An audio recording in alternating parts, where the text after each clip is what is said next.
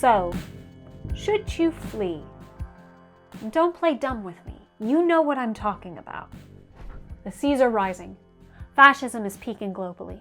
In the UK, they're stripping trans people of rights and pushing them out of public life. In the US, people of color are being disappeared. If we're the proverbial frog in the pot, then the water is very hot and it might be time to jump out. But that's fucked, isn't it? Immigrating is hard.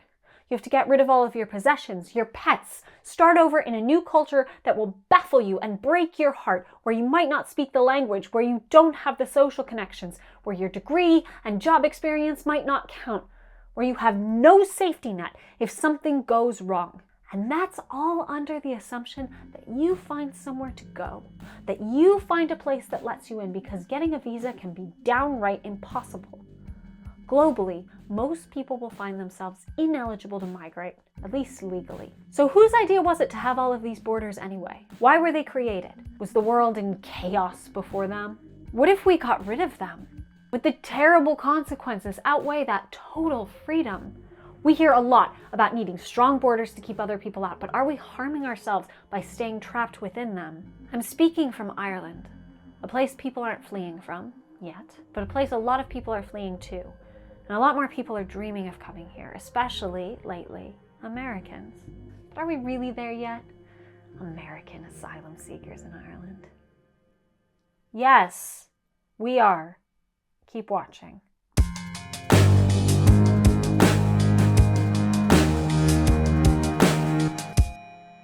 What's a border? It's a line on a map, but it's of course more complicated than that. A border doesn't just divide land or determine the areas under which one power system rules versus another. Borders also divide people. This happens both at the physical side of the border, walls, immigration checkpoints, gun towers, but it also permeates the entire society. See, borders are the places at which people are sorted. You have the citizens, who have the freedom to cross a border with relative ease. You have the businessmen and the wealthy tourists. They also get to cross with ease. Then you have the desirable immigrants. Then the low-skilled immigrants, the backpackers, the students, the people on temporary visas versus the people on permanent visas versus the people who aren't granted visas at all. I'm an immigrant to Ireland. Maybe you want to immigrate to Ireland. If so, you'd be assigned one of Ireland's 12 stamp categories for visas to the country, stamp 0 to stamp 6, with various subcategory designations. Stamp 1H is for doctors, whereas stamp 1A is for trainee accountants. Stamp 0 is for retirees of independent means, and stamp 4 is for spouses of Irish citizens. That one's me. Though you only spent a few moments on immigration, these stamps will shape everything about your life once you enter Ireland. Some of these stamps mean that you're allowed to use Irish healthcare. Others don't. Some of them mean that any children you have in Ireland will be given Irish citizenship. Others won't. They determine which jobs you can work, or whether you can work a job, or take out a mortgage, or go to a public hospital. If you have a traffic violation, or want to protest, or need help contesting mistreatment by a landlord, these designations will set the parameters of your existence. Everything about your reality will be determined based on the designation you've been granted at a border. But that's assuming you're one of the lucky ones, someone eligible for one of those stamps, because globally, most people are not. Most people can't even be tourists to Ireland without a multi-month immigration review, including an interview, to prove that they are not likely to overstay their tourist visas. I have friends who are unable to visit me because of that process. But one point to make up front is this: borders do not stop undesirable people from immigrating. People still manage to cross the strongest and most militarized borders every day. Borders don't keep people out. They just determine how expensive and arduous the process of crossing is. I mean, they keep some people out. They kill people. They result in drowned children and family members shot in front of each other, but people will still make it across. Traumatized and impoverished, but across. And once a border is crossed, the status of the crossee lives at the whims of the natives of the state. States which otherwise claim to be democratic are filled with people who are not allowed to vote. States with strong welfare safety nets are filled with people not allowed to access them. States which value free consent are full of people coerced to stay in abusive work environments in order to maintain their legal standing in said state. In fact, modern slavery couldn't exist without borders. Often slavery and sex trafficking happens when people are taken illegally into a new state, have their passports confiscated, and are told they have no recourse to justice because authorities will punish them rather than help them. I call these people second-class citizens, but that's the point. They aren't citizens. They're second-class people. And I want to propose this wild idea that this is unfair. In a society where we consider individuals to have equal moral worth, which we should, we cannot justify borders, as one philosophy paper puts it. Any inequalities between morally equal persons, whether in goods, resources, welfare, but also in powers, statuses, rights, and freedoms, that arise from morally arbitrary factors, are pro tanto unjust. Which is fancy academic talk for inequality is a form of injustice, and as we've outlined, borders inherently create said injustice. And just so we're clear, this inequality runs unidirectionally. Members of the global north have relative freedom in their abilities to move. People with Canadian passports don't need visas for most countries, and for those that they do, they can often get visas on arrival just by paying a small fee. Same for people from the US, same for Australians, and for Europeans, at least for those in the EU or Schengen zone, they're able to not just move freely, but to migrate freely, to pack up and cross borders with no real checks and live, work, or study in a new country. But this isn't the case for people in the global south. While a Canadian can enter Sri Lanka with minimal prep, filling out a web page with your name, address, and passport number, and paying a $69 fee, a Sri Lankan cannot enter Canada without suffering a dedicated, months-long slog. The Sri Lankan would not just need to provide their passport number and name, but also their payslips, a letter from their employer, and proof of ties to home, like a spouse staying behind, or proof of owning property. They may have to visit an immigration center in person to have their fingerprints scanned or their biometric data taken, and even after all of that, they can still be denied entry at the physical border if a Canadian immigration official thinks something about them is suspicious. And see, I've entered Canada, for the record. I was an unemployed 20-something in a banged-up car with no money in my bank account and a mountain of student loan debt, and I got waved through like it was nothing. As one paper puts it, citizenship in Western liberal democracies is the modern equivalent of feudal privilege, an inherited status that greatly enhances one's life chances. Like feudal birthright privileges, restrictive citizenship is hard to justify when one thinks about it closely. Borders have always been about reifying inequality. They are governed by social prejudice and reinforce said prejudice. Borders reproduce various forms of inequality, injustice, and harm at different scales. But not all proponents of borders are slavering racists. Some see themselves as progressive. Many contemporary liberals think there need to be some borders. They'll make appeals to the idea of safety or job security, but those justifications aren't just nonsensical. They came retrospectively. Safety and job security aren't things the border protects, and they're not why they exist. Borders are, and always have been, a primary driver of global inequality by design, and any other justification for that is an attempt to disguise that. Now, as a note here, I'm not going to touch borders in terms of the way they regulate goods or outline the boundaries of a state. See, I'm a coward, and so I'm skirting the debate between the anarcho-communists and the Marxist-Leninists. Whether you think we need strong state or no state, I actually think this is a point we can all agree on. Borders, not as the dividing line of states, but as the militarized crossings which sort people into different categories of desirability, those are the things I'm advocating we abolish. But states could still exist without those kinds of borders. If I were to travel to Britain and commit a crime there, I would be subject to British rule. That would be the case even if the border were invisible. Imagine an invisible border with Britain. I actually don't have to imagine this. There is no marked border between the Republic and Northern Ireland, something Neely and I had fun with during this video. There is no indication that you've crossed the border until you stop at your first shop and see the prices in pounds and a weirdly more formal Mr. Potato Man on the bags of crisps. And even though the border is porous and movement is free, I promise you, it does not make the UK any less terrifyingly powerful as a state power. The same can be said for any country in the Schengen zone, which manages to retain its sovereignty while still allowing people to move freely between France and Bulgaria, for example. So you can all fight amongst yourselves about the shape of our future utopia. I honestly would be happy with either, frankly. But while I too want our entire social fabric to change, we can actually abolish borders now, or work towards that in the future, in steps that don't reinforce the strength of the border, but slowly undermine it. But that bit doesn't come until the end of the essay. First, you have to hear all kinds of stuff about me and the history of borders. It's lonely, being an immigrant. So when people come to visit from home, it's a true source of comfort. And not just because you miss them, but because you miss yourself. Seeing a friend from home reminds you who you actually are. before all of the daily annoyances and microaggressions from a society you didn't grow up in and can't fully navigate competently. And this is especially important when you've recently emigrated and don't yet have routines or friends in your new home. This was the case for my friend Beher a few years ago. We had both recently moved to London. We had been living there, a month or so. We were studying at the same master's course, and my friend Beher found out that one of his childhood best friends was coming through Heathrow Airport to transit on his way to the US, where he had a visa. See, the UK allows people transiting through to briefly visit on a stopover if they have a visa to another wealthy country, like Canada, Australia, or in this case, the US. It was only going to be a few hours stopover. It wasn't even worth it to take the tube into central London. But it was enough time to go to an airport Wetherspoons and catch up.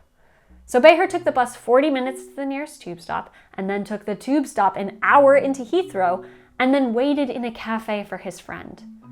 But instead of seeing his friend, he got a WhatsApp message.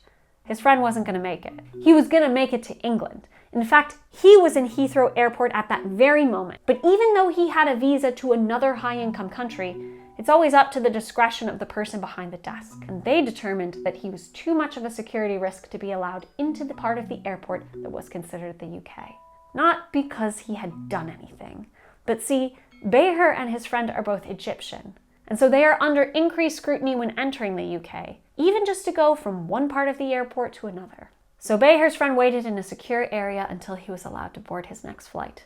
They were under the same roof, in the same building, but this invisible, inhuman force, the border, stood between them. What could they do? Beher finished his coffee and defeatedly went back to the tube station to go home. This is just one story. It's definitely not the worst I've heard. It's not even the worst thing that's happened to friends of mine, but in many ways it exemplifies what I want to talk about when I discuss borders. The UK is hard to get into. Even as a US citizen, when I applied for my student visa, I needed to provide meticulous documentation. Documentation that, due to a screw up with my student loans, meant I almost didn't get my visa in time to start my master's course. Japan made me do a criminal background check and a TB test before I arrived. France doesn't trust TB tests from outside the country, so I had to go to a scary government office and stand topless in a room full of government workers to get x-rayed to show I wasn't sick. But I've never had problems leaving the airport on a stopover. I've done it in Egypt. I've gone through immigration, and I've visited the fucking pyramids before flying on to my destination, no visa required. I have never been considered a security risk because of my nationality, even though I'm from the place where people routinely gun down children. Once, I even flew through China en route to Sri Lanka after China had recently redone their transit visa, and it turned out that I didn't qualify. I should not have been allowed in, but the law was really new and confusing, and after about an hour of debate, they just granted me a visa on the spot. The immigration official looked at me very sternly, stamped my passport, and this is imprinted on my memory, said, "Don't forget to leave China." I remembered. This happens for two reasons. One, because I have one of the strongest passports in the world. I can move through the world virtually without a concern, and I have. Sometimes I've gone places without a return ticket. Often my bank balance has been perilously low, but it hasn't mattered. Meanwhile, friends of mine who have graduate degrees and grown-up jobs and savings accounts, they can't go on holiday without sitting a formal interview with a bureaucrat months in advance to ensure that they aren't a threat. And for the record, it's not because my friends are cool gun-running leftists. It's because my friends are people of color. So reason two that I move through the world freely is, if borders were about preventing violence, then they shouldn't have let me in. I'm from the country with all of the guns. When I say that countries like the UK are worried my friends are threats, the worry is that they'll move there. That they, people of color, will move there because borders are, first and foremost, about regulating the type of person we want to inhabit our society. They are about sorting desirables and undesirables, and race is one of the primary mechanisms to determine in which category you'll fit. Normally, when we say something is racist, we mean that it results in racism. But borders are not just mechanisms of racism, they create race. Nations and states provide the words that we use for our identities and determine the ways other people will characterize us, the qualities they'll imbue us with. Racism is a way of rooting class differences in the body, and then we take advantage of these class differences by limiting what people of different races can and can't do, and where they can and can't go. Sometimes we do this overtly. Think of Trump and his Muslim ban, Executive Order 13769, which kept the campaign promise he made to his followers to ban whole groups of Arab, Persian, and North African people from entering the US. But of course, didn't ban people from countries Trump had business dealings with. Think of chattel slavery. West Africans captured, enslaved, and taken to the New World. That was a whole system of borders. In the US, the property line of a plantation was usually the border of your free travel, and the borders of US states determined whether you were considered a person or not. The US almost split into two countries with a border between them just to maintain the legality of enslavement. Or the Chinese Exclusion Act, the first set of mass restrictions on entering the US. The act is a good example of the way white supremacy functions. See, the US was building a transcontinental railroad, and it was a very dangerous job. Rather than make the working conditions safer, something they could have done by, for example, stopping work in the winter to avoid avalanches, they just imported workers who were seen as less human, racialized others to work the job, who subsequently died by the thousands. Chinese workers were paid half the wages of their white counterparts, a large portion of which they were compelled to use for their room and board, and they had their camps patrolled by troops to keep them from escaping. Irish workers were there too, but they were paid more, they received free room and board, and they were able to move freely. Chinese workers were in demand because they were expendable. The economic engine of the country relied on East Asians to do labor, and on those East Asians to be seen as inhuman. But as an extension of that dehumanization, they weren't welcome in the country. Their immigration was functionally stopped after the railroad no longer needed them, and those already in the country were barred from citizenship. Limiting the number of Chinese immigrants then simultaneously reified their lack of humanity compared to white Americans. Their revilement was key to their utility. But most immigration acts are not as blatantly racist as the Muslim ban or Chinese Exclusion Act. Overt racism is often socially undesirable. I know that's hard to believe in this climate, but it's mostly true. White people have usually preferred to come up with alternative justifications for exclusion rather than just admitting to racism. That's why we had people arguing that slavery was good, actually, because it introduced people to Christianity. And if you think about it, the argument goes, if you think about it, it's actually altruistic to kidnap people and turn them into chattel to wait on you, as long as you also forcibly convert them. The paper I got that example from was from 1916, and even then the author was pointing out how horrendous that logic was. Appearing to be racist is stigmatizing, as it should be, so say, for the sake of argument, you're a racist. Well done, you. And say you want to keep being a racist, but you don't want to look like a racist. You could do what the Global North did with immigration. Develop technologies of exclusion which disproportionately limit access to people of color while still maintaining the illusion that these are neutral and universally applied technologies. The late 19th and early 20th centuries were also periods in which the United States, Canada, Australia, New Zealand, and South Africa shared among themselves various technologies that achieved racialized migrant exclusion without running afoul of formal and informal constraints on overtly racist measures. One of these technologies was developed initially in the US South as a form of covert voter suppression: literacy tests. In the case of voter disenfranchisement, these tests had been created to appear neutral, but to specifically oppress Black voters. After it succeeded at restricting Black citizens' rights, Mississippi's 1890 version of the literacy test was adopted by the United States and South Africa to limit immigration by Black and brown migrants. Canada and Britain also based their immigration system on race and also worked hard to make that system opaque. In 1906, 2,000 Indian immigrants arrived in Canada. The ensuing panic over the arrival of these Indian immigrants directly led to the requirement for immigrants to carry passports starting the next year in 1907. The arduous and restrictive process of getting a passport in India functionally cut off much immigration without having to overtly restrict brown people. We're not racist against Indian people. We just want them to have a magic piece of paper that their government doesn't give in order for them to enter, that's all. Similarly, the UK's immigration policy has organized around restricting people of color with plausible deniability to quote, solve the alleged race relations problem without leaving the government vulnerable to accusations of race discrimination. They did this with a series of immigration acts, starting in 1962, which restricted immigration to those with high-skilled work permits, funneling people of color into a first-come, first-served queue so that only a very small number could immigrate. You could look at the Commonwealth Immigration Act of 1968 or the Immigration Act of 1971. All of them were designed to overtly decrease the non-white population.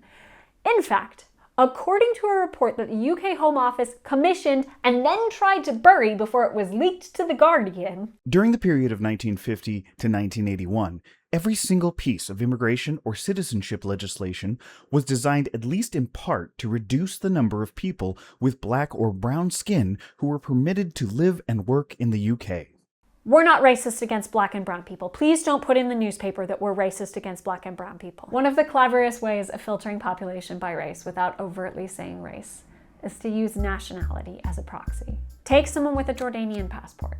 Jordanian becomes a nationality because that's the name of the area surrounded by those borders. It's not a traditional category. People in Jordan would have described themselves in different ways. Settled versus Bedouin, Circassian, this tribe versus that tribe, or even right now, Jordanian versus Palestinian Jordanian, a designation for those who have been forcibly displaced from their actual homeland by Israel. All of these very different people have a document saying they are Jordanian.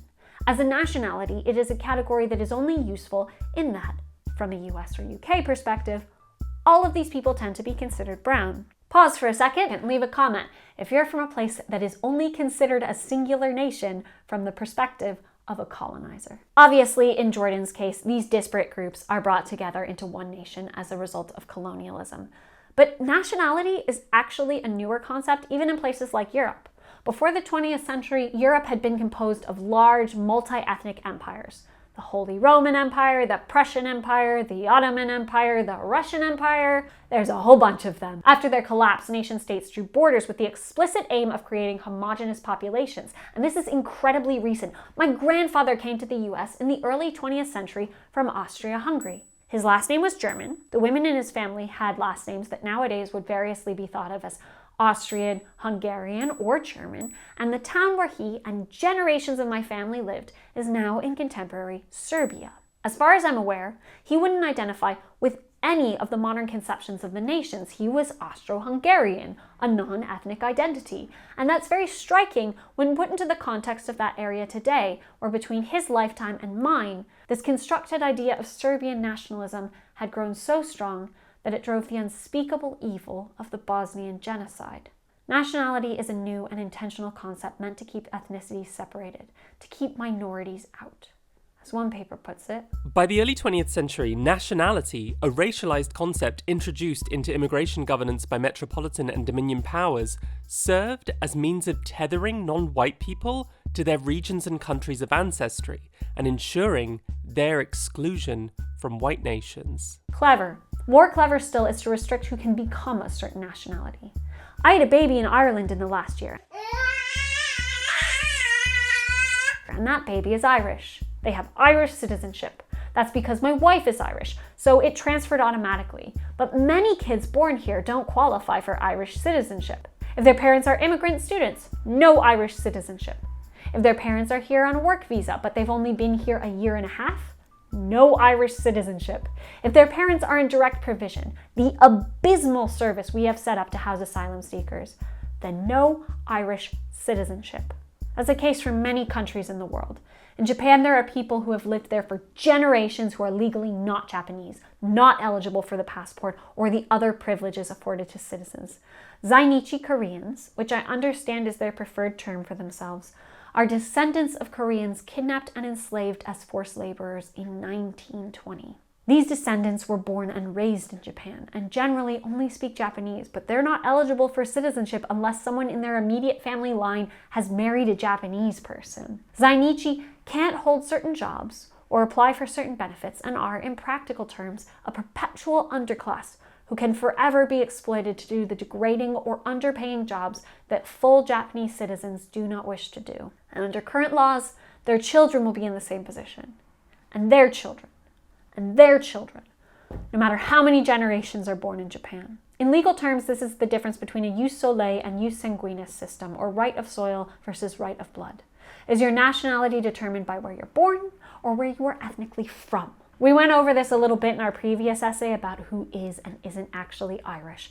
And while we get commenters who see the full 2-hour, 40-minute runtime and think, I got this, I don't need to watch this.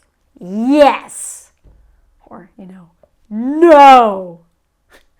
The fact is, these definitions are murky because they represent, fundamentally, a system of power. Who has the full right to live, work, marry, vote, access health services, get support, access education, and who doesn't? Most of the countries in the imperial core, or the first world if you'd prefer, follow a jus sanguinis system, a right of blood. You can be born in France and not be legally French. You're functionally an underclass. You're someone on the margins, someone who can remain only if you are useful and who can be deported at any time. You might have some rights, but even if you have them on paper, they aren't going to be easy to exercise without drawing attention to yourself, which comes with risks. It is not a coincidence that many of the people in these positions are people of color in otherwise white societies. It's what the borders were put there for. It's by design. The people who pick your crops, the people who slaughter animals for your meat, the people who work the kitchens at burger joints, they are almost always foreign. And in most places, their children will be foreign too, even if they're born and raised there. Because nationality is fundamentally about the rights of the sovereign US or Australian or English male subject to insist on their democratic right to determine who could join their self-governing communities. And so that's what most white countries have decided about people of color. That we need a certain amount in order to have an underclass, that we need them to be dehumanized so that they remain an underclass, and that we are able to restrict their numbers at will. But borders restrict people on other lines too. And there are some people so undesirable that we don't even want them as an underclass. We don't want them near us at all. Did you know you're not allowed to immigrate to Australia if you're autistic? Now, some people may say, technically, there's nothing on the books that says... I'm sorry, I'm so sick. Now, some people may say, technically, there's nothing on the books that says autistic people aren't allowed to migrate to Australia. Those Australian bureaucrats, I'm sure they're a huge portion of our audience. They say they only deny visas for people who have needs above the significant cost threshold. If your medical care is expected to cost more than $86,000 over 10 years, then you aren't allowed to move to Australia. Which maybe seems fair to some of you, but let's put that in context. The average Australian's healthcare is $170,000 over 10 years, which is slightly more than double the immigrant significant cost threshold. So in essence, they're saying that migrants need to be projected to need half of the amount of care of an average Australian. So if you're autistic, even if you don't need any additional services, even if you have very good health, you'll likely get rejected. Same if you have Down syndrome. And if you already live in Australia as a migrant and you give birth to a child with medical needs, then your visa will be cancelled. Sorry, back to wherever you came from. This is true even in cases where moving that child would kill them, as was the case for this boy. Shafin Mohammed Kalam, born in Australia and recovering from a broken spine when he and his immigrant parents got deportation orders.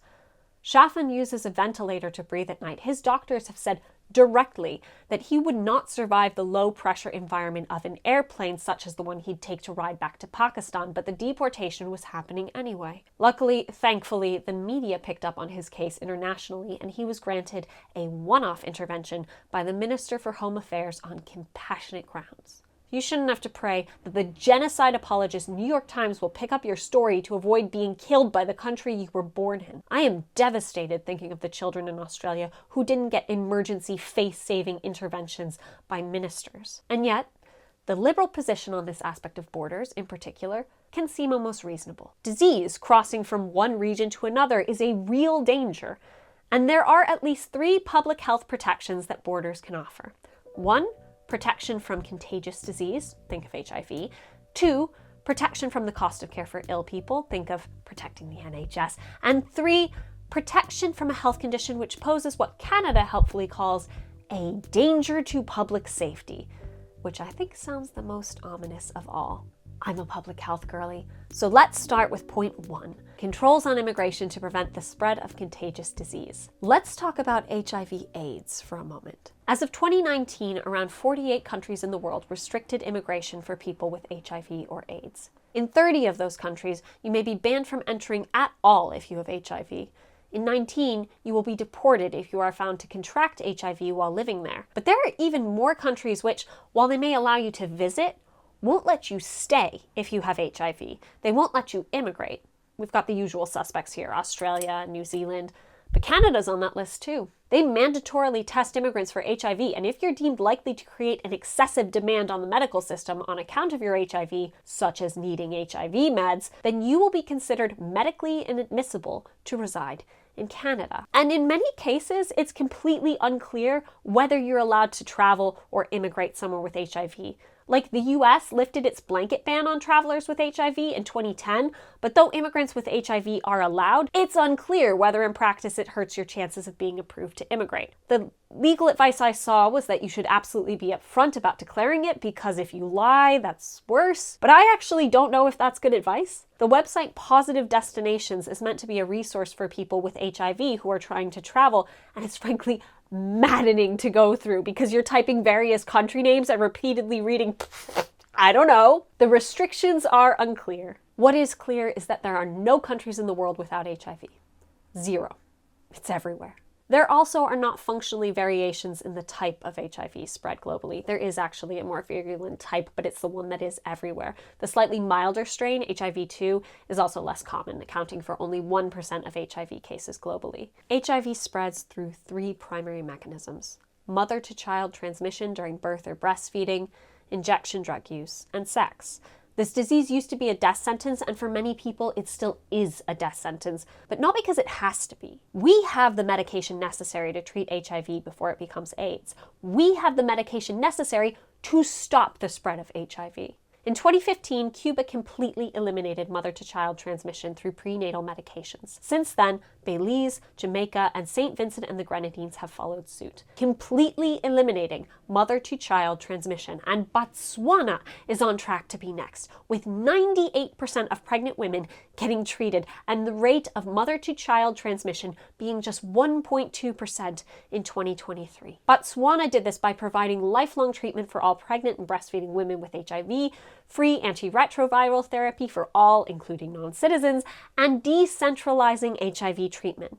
In one of the countries with the greatest HIV crisis, they are going to have a generation of children born without HIV. And the reason I'm info dumping this at you is to make something clear. The restrictions on migration for people with HIV have nothing to do with keeping populations safe from its spread. It's a nonsense policy. It doesn't prevent HIV. We know how to prevent the spread of HIV. Easy access to condoms, clean needle exchanges, free and easily accessible drugs taken as PrEP, PEP, and TASP. We also know that in countries with low HIV burdens, stigma is a huge part of the problem. Stigma is the reason that many mothers don't know they have HIV and thus pass it to their babies. Stigma is what keeps people from going to a clinic to get tested and protecting themselves and their partners. Stigma is foundational in perpetuating HIV. And you know what really doesn't help stigma?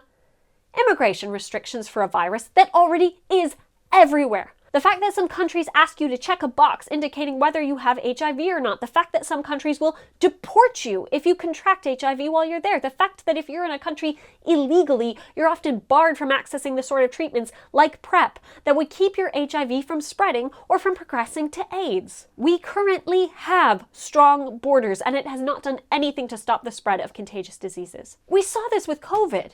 COVID? You might have heard of it, very big in the early 2020s. I'll be clear, I'm not being glib about COVID. The initial wave of COVID infections was scary and deadly, and there are people whose lives were ruined or ended because of it. I was here in Ireland when we had one of the strictest lockdowns in the world. We had the longest lasting lockdown in Europe, and honestly, I think it was really smart. I think it gave us time to develop a vaccine and to protect vulnerable people. But there are costs to restricting people's movements, and no country which closed its borders successfully managed to keep COVID out. That's not how that works. When a novel disease starts spreading, we don't actually know how contagious it is until it's already pretty widespread. And contagious diseases are not the only health impact of concern. You saw the human impact of COVID lockdowns. Every country which published data on domestic violence saw a skyrocketing increase in spousal domestic violence during lockdowns, and more worryingly, there were fewer cases of child abuse reported, not because they weren't happening, but because abused children were all the more helpless and isolated without being able to go to school. I saw friends who had their lives endangered, not just from the disease, but from the travel restrictions. One of my friends got stuck in Singapore during the pandemic. She had met a guy at a mutual friend's wedding, they had started dating long distance, and she was just going for a weekend trip. Her plane touched down in Singapore just as they closed the border to her home country of India. And the guy turned out to be scary. He had anger management issues, and she was trapped with him, legally barred from going home. After months, she had to flee his house and try and find refuge in a foreign country where she had no resources. She was lucky to get shelter with a distant family friend of a friend until she got special permission from India to re-enter the closed border. That is a material impact on someone's health. That is also a potentially deadly scenario. And COVID was a funny one because most contagious diseases are not novel. The diseases which, let's be clear, rich countries use to deny entry to poor people are usually widespread and often treatable. Tuberculosis, syphilis, HIV, even in the case of Ebola, which is a terrifying disease and we don't have great treatments for it, but the WHO doesn't recommend limiting travel between countries because Ebola spreads through direct contact with bodily fluids. You can sit next to an infected person on an airplane, and as long as you don't make out with them, you're pretty safe. These restrictions aren't really about preventing epidemics. They have to do with stigma and money, which brings us to liberal argument 2, the cost.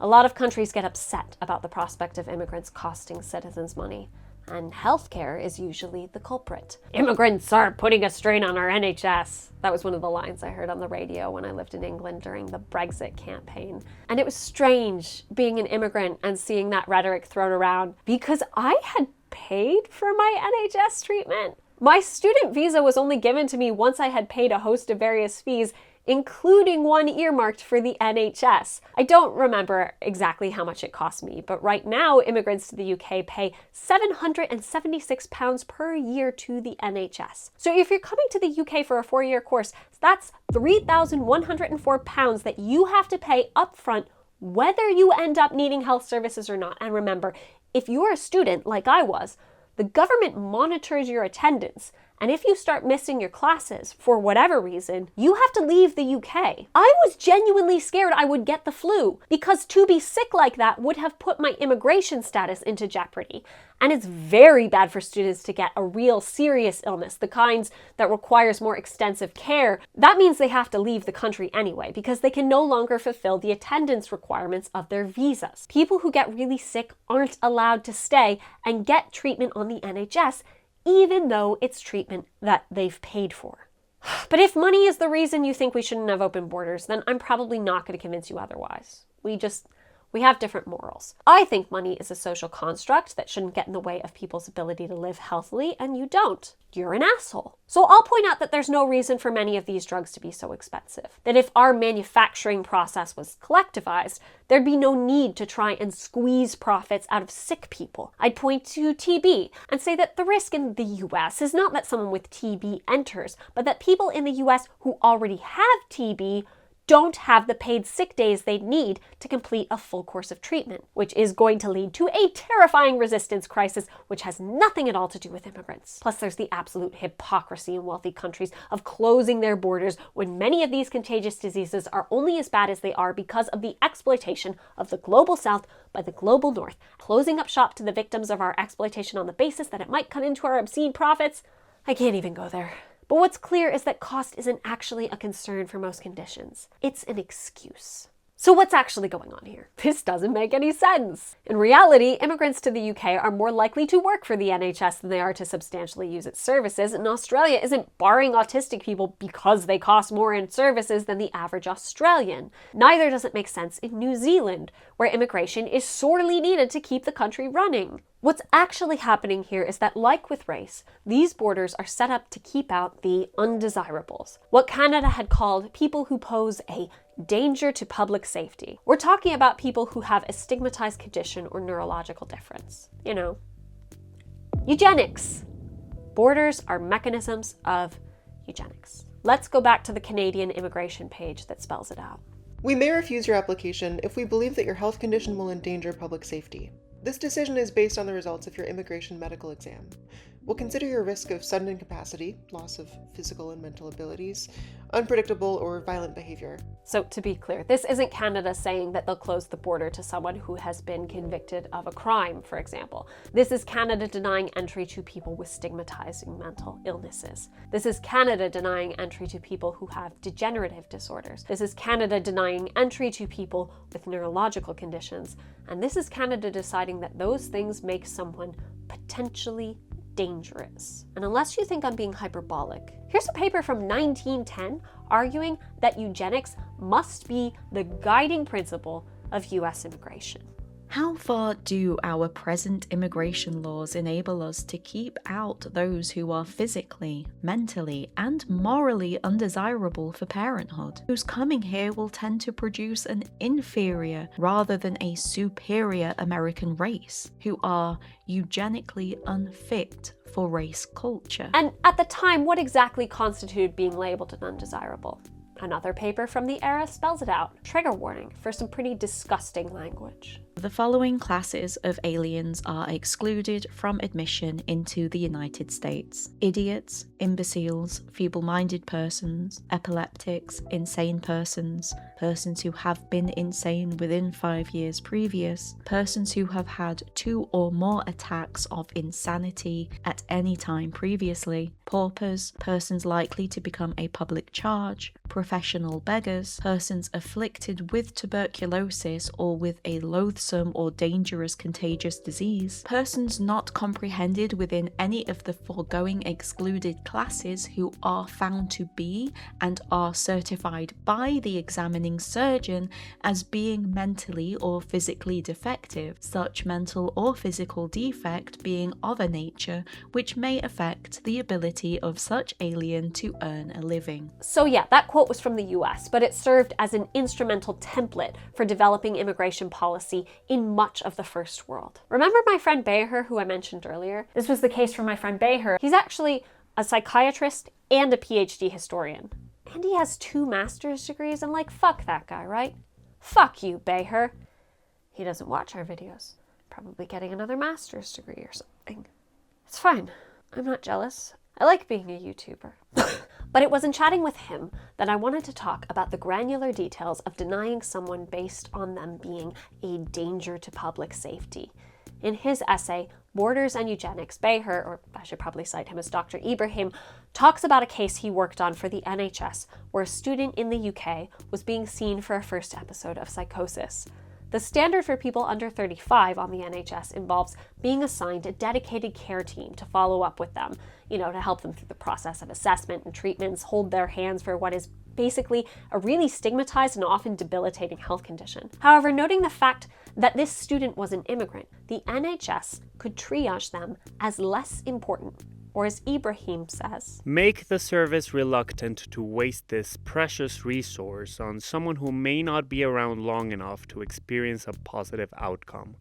This decision was made, I'll remind you, despite the fact that immigrants pay a large upfront fee to the NHS for every year they stay in the country. This decision was made despite the fact that said person was in the country legally, and that if mental illness is dangerous, it's not. But if it were, then this decision was undertaken despite the fact that they would remain in the country for at least a little while. To be clear, mental illness does not make someone dangerous. It is actually more likely to predict being the target of a crime than being a criminal. So this decision was made despite the fact that this individual is a person and deserves help. The student in question did go back to their home country. Was that inevitable? Or was that because they had experienced an episode of psychosis in a foreign country that deemed them unworthy of help? Help that they not only deserved by virtue of being a person with inherent dignity, but help which they had also paid for. Who's to say? This is because borders are, as Ibrahim puts it, formed by the theory of eugenics, and one of its primary contemporary drivers. Eugenics, I'll remind you, is the idea that we should control the breeding population of a country in order to maximize good genes and minimize bad ones. It has led to some of the most atrocious horrors in human history, and it's not actually how genetics work either. It's cruel, it's unscientific, It's Nazi shit. And it's the primary justification of our borders, both historically and today. Make no mistake, Australia saying that an autistic immigrant needs to be 2 times healthier than an Australian citizen because they are worried about the cost, that doesn't make sense. So when the EU or UK Labour or the US Dems or other so-called liberals advocate for strong borders, make no mistake, this is what they are advocating for. Deportation of sick children even if it kills them. Increased stigma against the chronically ill, the disabled, the queer, the mentally ill, and monitoring and controlling the gene pool to keep out inferior genes. So borders create race to ensure that rich white countries have a small and permanently disenfranchised underclass, and they use health conditions as a form of modern eugenics. And I want to get rid of them. So is that possible? I know what some of you are thinking. That's all very well and good, social justice warrior, but what about the actual situation at the borders? Like, sure, maybe we should get rid of restrictions for autistic people or people with HIV, but what about the actual concerns that people have with migration? So fine, let's talk about the contemporary debates around immigration, because I don't blame you if you have concerns. I know that people are attached to their borders. And it might seem like I've been really harsh on liberals and the reforms up until this point, but that's because they are so close to getting it. And because I believe if you return to the original principles of liberalism and somehow disentangle them from current liberal establishment in its compromises with racism and nationalism, then a true liberal position should support a world free of borders. If you'll allow me to stay on the level of theory for a moment, the foundational bargain of government, that we give up some of our foundational rights in exchange for a functioning state, relies on the idea that we must freely consent to these sacrifices. But you didn't consent to the rules of your country, did you? And I know the standard response here goes, yes, you have, tacitly. By driving on the roads or using healthcare or being educated, you've taken benefits of the state and therefore have consented to its rule. But does that make sense? The philosophers who are most talked about in terms of the social contract, Hobbes, Locke, Rousseau, they all had the ability to immigrate. Hobbes moved from England to France and back again. Locke fled from England to the Netherlands, and Rousseau lived all over. France, Venice, Savoy, Geneva, at one point himself needing to flee to England. While these men talked about social contracts, they did so from a place of free movement. They could in fact choose which laws they fell under, which isn't to say that they thought any of the states they lived in were legitimate, but merely to put into historical context their writings. These were men who could move freely, writing about the ideal state, and especially with respect to Rousseau and Locke, trying to envision societies where individual liberties were upheld as much as possible and restricted only by consent of the governed. And in modern parlance, the idea of tacit consent doesn't really sit well with many of us. You cannot meaningfully consent under duress, and that is exactly what happens if you can't choose where you live. But how do we protect democracy if we don't have a bounded region like a border? If we do not know precisely where the exercise of self-determination begins and ends, including who gets a stake in crossing said borders? That is apparently one of the biggest philosophical questions on borders that contemporary scholars are debating. It seems to point to a contradiction between the values of liberalism and those of democracy, and frustrates scholars who hold both values as paramount. One of the most elegant democratic arguments I've heard for open borders comes from the theorist Arash Abizadeh, who argues that the democratic theory of popular sovereignty, if that's the thing we value most, must extend to both those inside and outside of the border in order to be legitimate. That is, because foreigners are constrained by the border, they must have a democratic say in the border itself, otherwise the border becomes something that is not in fact democratic. Democratic institutions are only democratic if the people that they are impacting have a say in how they are impacted. And thus, even if we had a world of otherwise democratic states, these regions where the lines are drawn would be authoritarian, set by the people in one region but enacted upon the people of another. And that is not the world we want if we in fact value democracy. His paper is much longer and more complex than I'm making it, but if you're interested, the link to our citation doc is, as always, in the video description. But hang on, you're saying.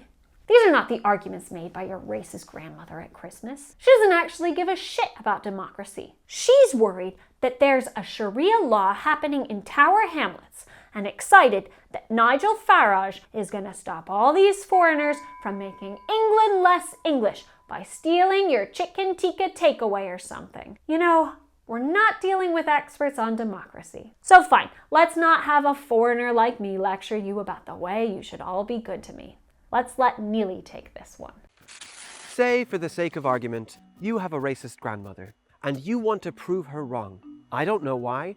Maybe you have an immigrant friend or partner. Maybe you think it's not too late to save your grandmother's embittered soul. Maybe you've just seen one too many Innuendo Studios videos, but your grandmother has other people whose opinions she takes more seriously than yours. And those people are calling migration the greatest crisis of our time. And these are, smart, reasonable people with trustworthy auras and respectable uncheckered pasts. Nigel Farage, the UK's most outspoken anti-immigrant politician, described migration as a national threat. Keir Starmer, the UK's most annoying anti-immigrant politician, echoed Oswald Mosley when he said that Britain was becoming an island of strangers. And then you have other fun characters from the 2025 season of Humanity, like alleged serial child rapist Donald Trump, who said in an address to the UN that migration is a failed experiment and that as a result of it, our countries are going to hell. Or you have JD Vance, a real person who really looks and sounds like that, and who recently called immigration the greatest crisis of our time. Here's the thing though, part of me agrees with JD Vance.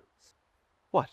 I can agree with JD Vance if I want to. We're both people. We both have serious eyeliner game and increasingly ineffectual genitalia. I don't agree with him when he says that unvetted migrants are a threat to safety or civilization or whatever. Nothing like that. What I think is that the focus on migration, the targeting of migrants, the dehumanization of foreign others, the media emphasis on refugees, and the timing with the rise of right-wing populism and the biggest transfer of wealth to the smallest percentage of people in the history of the world, well, all of that certainly seems like a big crisis to me. I just have a different name for it than JD Vance. I call it fascism. So I began my investigation by searching the words "Ireland is full." This, for those who don't know, is the catchphrase for anti-immigrant sentiment here in Ireland. It is painted on placards and yelled in both digital and real-life spaces, despite the fact that we have a massive rural depopulation problem, despite the fact that our population still hasn't recovered since the Great Famine of the late 1800s. Ireland is full is the dog whistle du jour for those who oppose all incoming foreign nationals to Ireland, particularly the non-white ones. So I looked it up, at which point I found myself served with irelandisfull.com. And because I love you all dearly and I care more about doing good research than I do about suffering psychic damage, I clicked on the bloody thing. And what I found was a poorly organized and confusing array of blog posts and resources with which a person critical of immigration, like your racist grandmother, might inform themselves. The main focus of the website, or perhaps we could say the bit of the website that had some focus, seemed to be housing. Now, nothing is simple. Because we're using Ireland as a case study, it's important to set out some background, because not all of you are experts on the socio-economic situation here in Ireland, especially if you haven't seen our boring-ass videos before. So in Ireland, we have a huge housing crisis. More than 2/3 of those under 25 still live with their parents because they can't afford to rent, let alone to buy. Our homelessness figures grew in the last 10 years from 6,000 to 16,000. We have the most expensive housing in Europe at double the EU average. We have one of the highest numbers of government representatives who are or who were landlords, and so unsurprisingly we have the highest rents in Europe, but certainly nowhere near the highest wages, and of course some of the worst tenant protections in Europe too. We have a social housing system. Technically. Some council houses, perhaps you might know them as projects in the States, but mostly what we have are long lists of council housing applicants, people who will wait years, often upwards of decades, to get social housing. And many of these people are, in the interim, in receipt of housing assistance payments in order to pay the rent in the private accommodation that they're therefore stuck in and which they cannot afford. Does it all make sense? So I'm on irelandisfull.com, clicking around the dizzying lack of design, and I quickly noticed that they have a comprehensive list of the number of people on social housing waiting lists, county council by county council, and the numbers for those in receipt of housing assistance payment, broken down by the percentage of those who are Irish citizens and the percentage who are not Irish citizens. So just to be super clear, this is the number of people waiting to get a council house or in receipt of a social welfare payment to help with their rent, broken down by the kind and busy folks over at irelandisfull.com into categories of Irish and foreigner. And they do seem to be legitimate figures. They include messy screenshots of every freedom of information request from each county council. and occasionally there is a sizable percentage of non-Irish housing applicants. Surprise, surprise, immigrants are amongst our most vulnerable. I think it's fair to observe from this that one of the biggest concerns of the anti-immigrant movement in Ireland is foreign nationals accessing housing and housing assistance. So that may be something that your racist grandmother who likes Mr. Farage could bring up at the dinner table. How do we arm you with the tools to debunk her? Well, for one thing, your racist grandmother and Mr. Farage and IrelandIsFull.com, they are all primarily concerned with asylum seekers, prior to their broader concern about immigrants.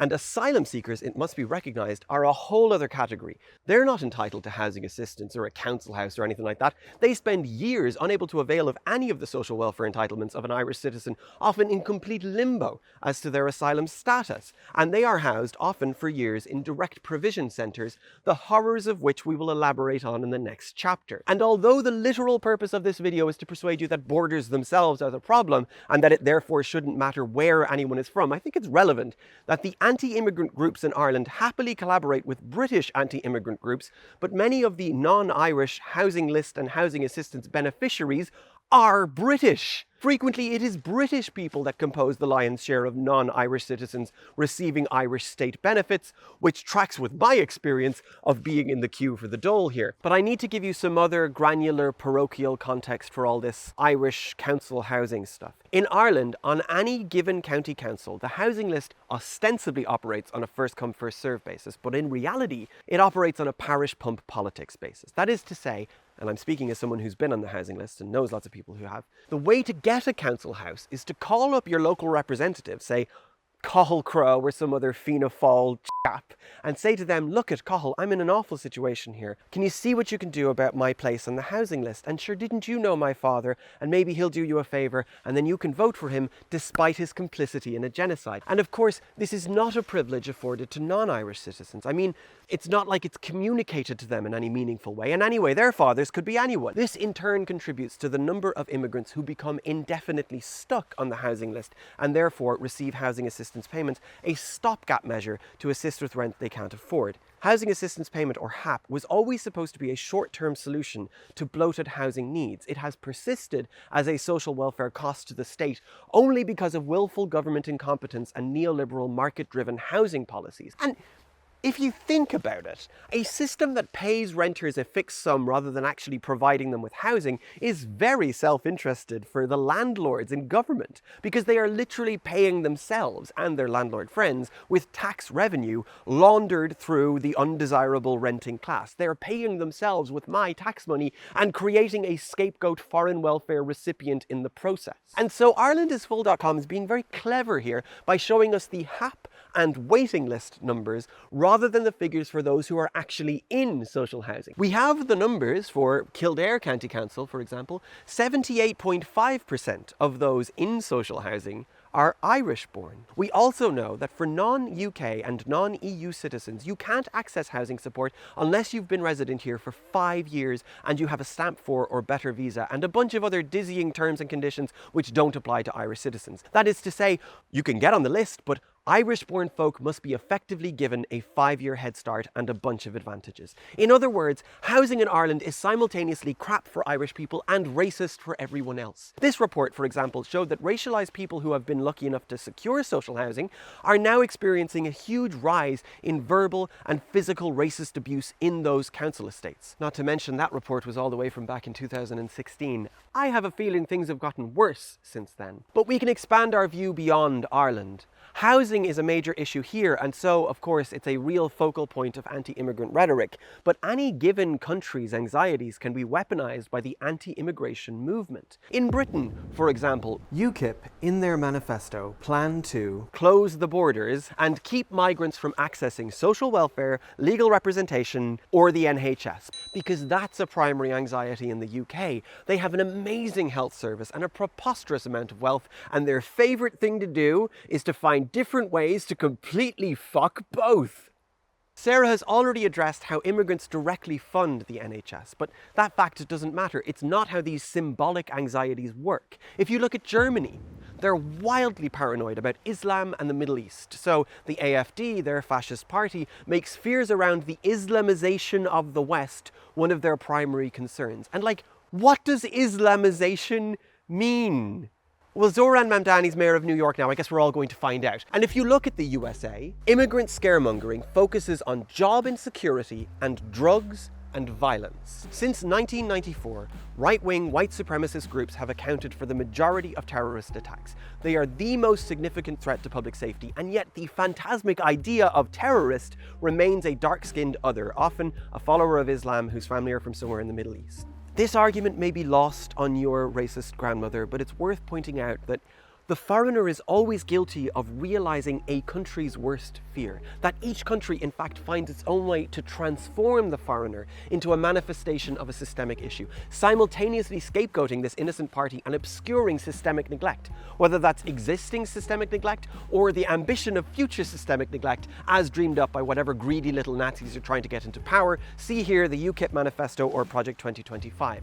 And of course this leads us to what is probably the most extreme anxiety surrounding migrants, the one systemic issue that no country is immune to: violence against women, sexual violence against and general abuse of women and children. The issue that fascists and conservatives the world over just love to invoke, but hate to address. You're probably all pretty aware of this. Here, when they're not shouting about Ireland being full, they're shouting about protecting women and children. These declarations of danger are, of course, super vague, very emotive, vein-bulging, eye-popping kinds of things, but they are, at least, consistent. Consistent across right-wing groups, consistent across Britain, across Europe, amongst MAGA hat-wearing racists in the USA, and even more embarrassingly, MAGA hat-wearing racists in Canada. So shall we ask why? Shall we ask the how? From the historical view, the male foreign other has frequently been a threat by his very existence to vulnerable white women. This is a tale as old as racist time. You have the portrayal of the lecherous, child-hunting Jewish creature in Nazi propaganda, the sex-hungry, bestial black man with his fetishized body throughout American history, and we would be missing a whole key pillar of this anxiety if we didn't at least mention great replacement theory, or whatever vaguer replacement anxiety we've seen encoded or loudly declared by the likes of Elon Musk. In this context, women apparently need protecting from consensual sexual activity just as much as from non-consensual sexual activity. That is, any sexual activity with non-white people is viewed as violent by this racist worldview. And that's also deeply misogynistic. That's keep your foreign hands off our property kind of shit. But this is not solely the remit of slavering incoherent racists, is it? The idea that other cultures pose some threat to women and children's safety is a seductive one, which the liberal media and liberal politicians have happily traded in for years now. The entire social arrangement of borders rests upon a background fear that people from different cultures are after the women folk. This is indicative of another social arrangement: patriarchy, and our complete ass-backwards understanding of how sexual violence works in the first place. The majority of sexual assaults are committed by people known to the victim. It's around 70% from the sources I found versus 30% committed by strangers. I think it's also relevant that we're only talking there about the instances of sexual violence that are reported, because there's evidence to show that there's a whole other 70% of rape that goes unreported. And look, I just want to appeal to you logically for a moment. Put yourself in the position of a victim. I'm sorry. And imagine you're deciding whether or not to report a particular instance of sexual violence. Which of these two scenarios do you think has greater chance of being taken seriously by the police and resulting in prosecution in court? One, raped by a dark-skinned stranger straight off the boat who jumps out of a bush or whatever. Or two, raped by a white-skinned friend of yours who is an otherwise treasured member of your community. I think it's reasonable to propose that the majority of sexual assault cases which go unreported are committed by people known to the victim. I think it's reasonable to assume that they are, in the majority, committed by husbands and boyfriends and friends and dudes from the white in-group. This is certainly anecdotally true for anyone who has ever spoken to a woman who actually trusted them. So then, how does this specific fear of the sexually violent foreign other perpetuate itself? You know!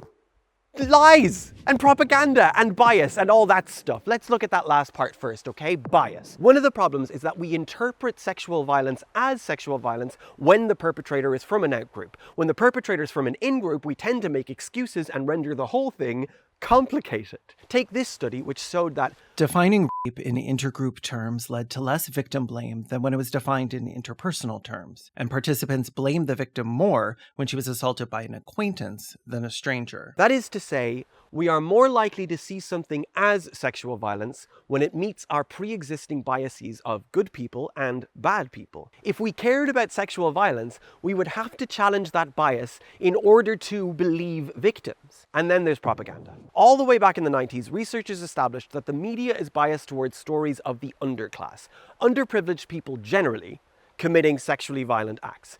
The story we tell ourselves, which suits right-wing politics and authoritarianism, is that successful middle-class native people don't commit sexual violence. That's something you do if you're on social welfare or you have dark skin. This study out of the Netherlands found that media outlets will tend to publish the name of a perpetrator of sexual violence if that name is Arabic, but will tend not to publish the name if it's Dutch. And in recent years, the media has only grown more shameless in its tiered portrayal of crime and injustice. The Times can run a front page warning that 1 in 8 of the prison population in the UK is foreign, but they can happily fail to mention that 1 in 6 people in England and Wales are born outside of the UK. And so migrants are underrepresented in prison in spite of them being more likely to be prosecuted. Opinion columnists and conservative talking heads can just say that we all know foreigners like to do sex crimes. This is what social scientists might call a symbolic threat, what those who've studied fascism might call the mythic truth, and what I am arguing is a phantasmic manifestation of sexual violence itself.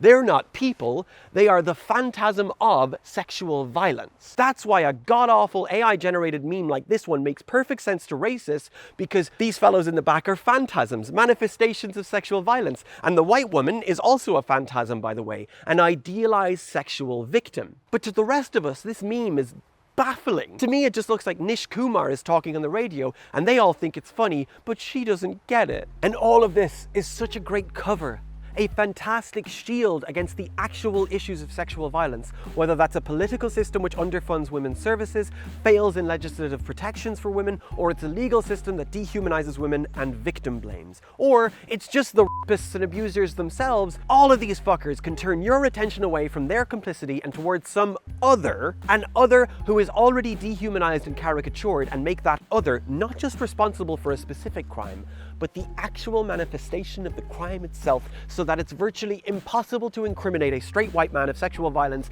in a socially acceptable way. This is a story beautifully and nauseatingly rendered in this political cartoon by Dimitri Razu, or Ahoy Universe. Was it an immigrant, or did you deserve it? And look, I don't mean to paint all anti-immigrant right-wing men as abusers of women, because I don't need to paint them, because that's exactly what they are. Earlier this year, The Guardian published police data to show that of the 900 or so people arrested for taking part in the racist riots during July and August 2025, almost half had been reported for crimes associated with intimate partner violence. 41%. 41%! This is what we call in the business statistically significant. These were across multiple locations up and down the length of England. Prior charges of serious crimes like stalking, battery, sexual assault, molestation. Tommy Robinson, founder of the English Defence League and poster child for British racism, has been charged with stalking. His friend and EDL co-founder, Richard Price, was convicted of possessing child pornography, and Robinson defended him. Across the upper echelons of the global anti-immigrant movement, Trump, Musk, the Tate brothers, all these outspoken racists fueling the idea that foreigners are sexually violent predators, and each of them has against them multiply, highly credulous, highly disturbing allegations of rape, or of participating in child rape, or human trafficking. This is a feature of right-wing politics. Blatant and shameless deflection of real and earth-shattering sexual abuse. These same people have ground to a halt the entire functionality of the American state apparatus in order to not release the Epstein files. At time of recording, there is already pretty damning evidence that the current leader of the free world is a serial child rapist, and one can only imagine that by the time you actually see this, there will be even more evidence. What more does anyone need to hear before they comprehend who we should actually be afraid of? Surely you can say to your racist grandmother, it's not the foreigners. But let's be realistic. We know, you and I, that won't work because she's racist.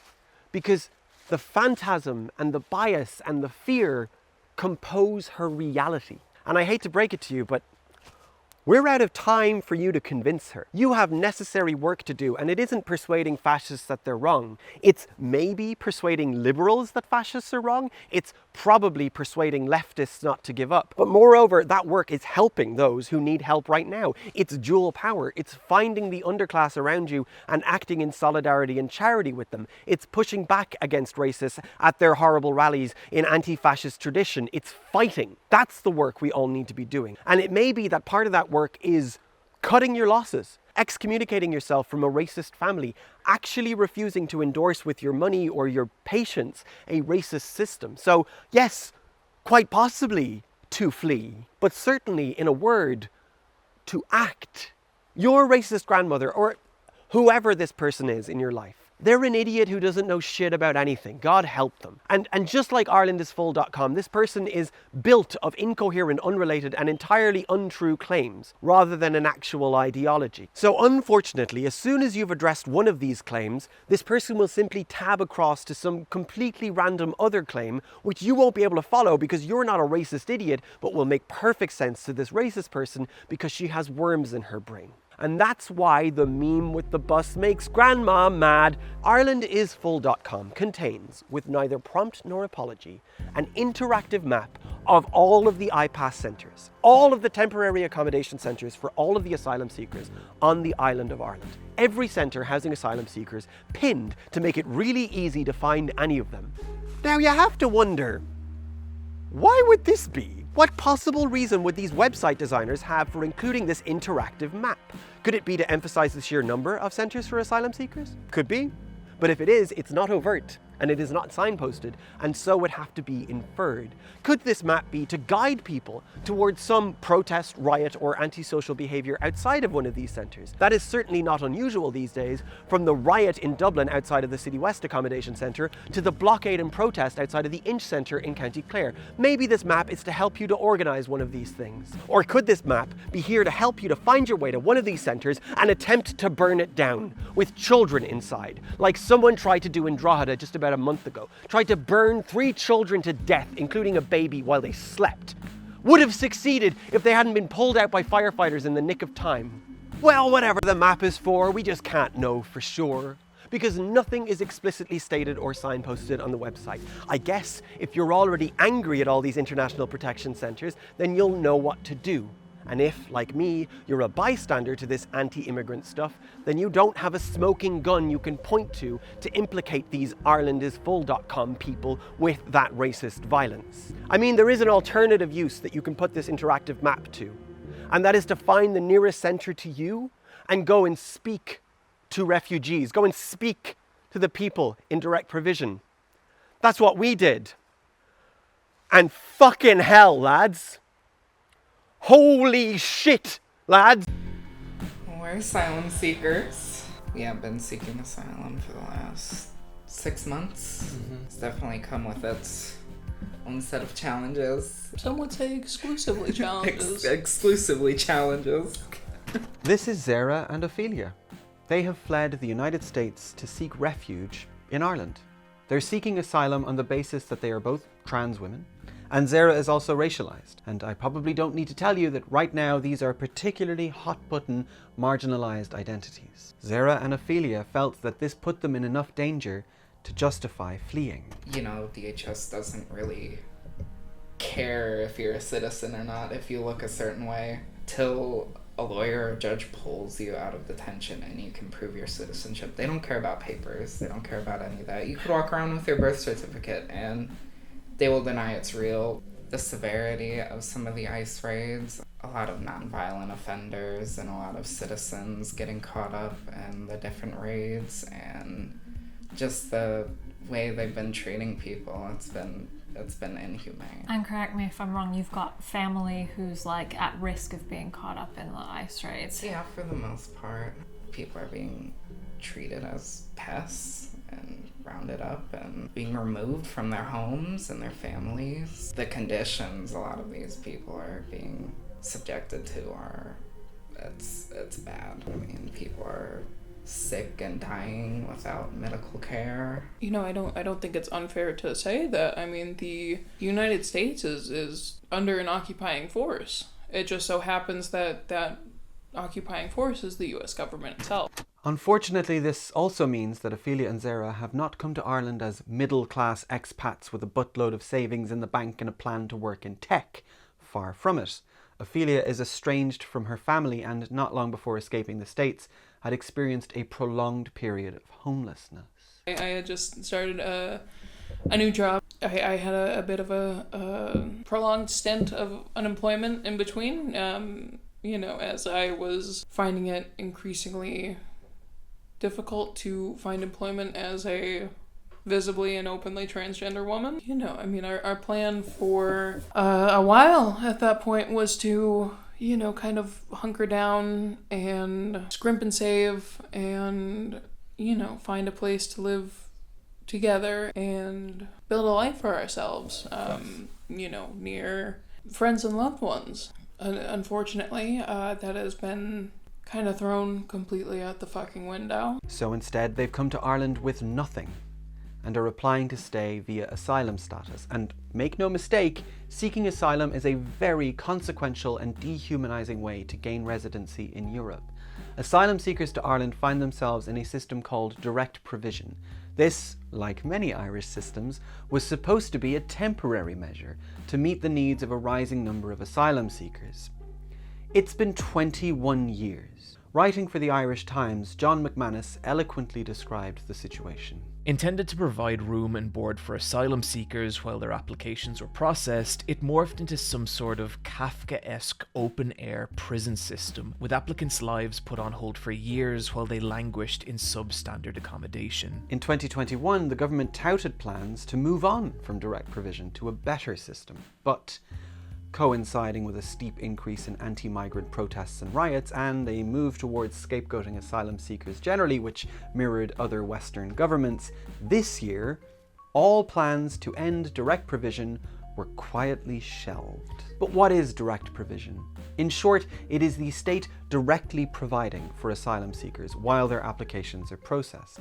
But a willfully incompetent system puts painfully lengthy delays on those applications, often years, and the actual provision itself is mostly outsourced to for-profit, heartless operations, usually hotels which would otherwise be out of business, and which consistently fail to meet any kind of standard of safety or of humanity. And you know what? I'm gonna let Ophelia and Zara explain. The food is definitely...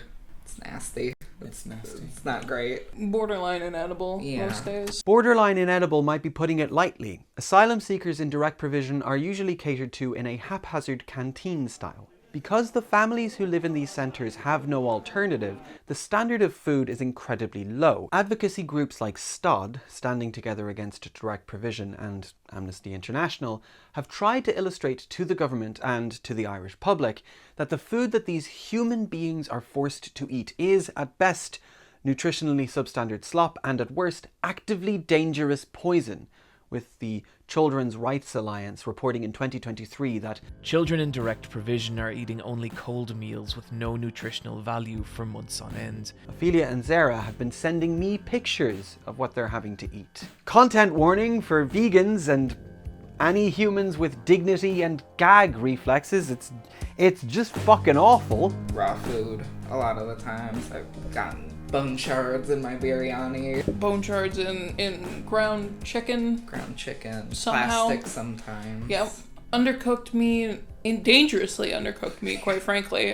Horrible brown to pink gradient. And the accommodation itself in direct provision centres is really dire. Families are often housed in caravans or in prefabs or in old hotel rooms. Again, with the government writing a cheque to this outsourced private accommodation, they're gonna get either way, landlord specials and dangerous conditions abound. And at present you're in a repurposed hotel. Yes. Yes? An old repurposed hotel. Yes. Yeah, we have our own private space, but outside of that, everyone's always up each other's ass. We also believe that there was a pretty significant mold problem. Yes. That was happening in the walls. They were supposed to put a vent going to our shower, but they just drilled a big hole about this big to the outside of the hotel and haven't done anything about it. I mean, left drywall all over our bathroom.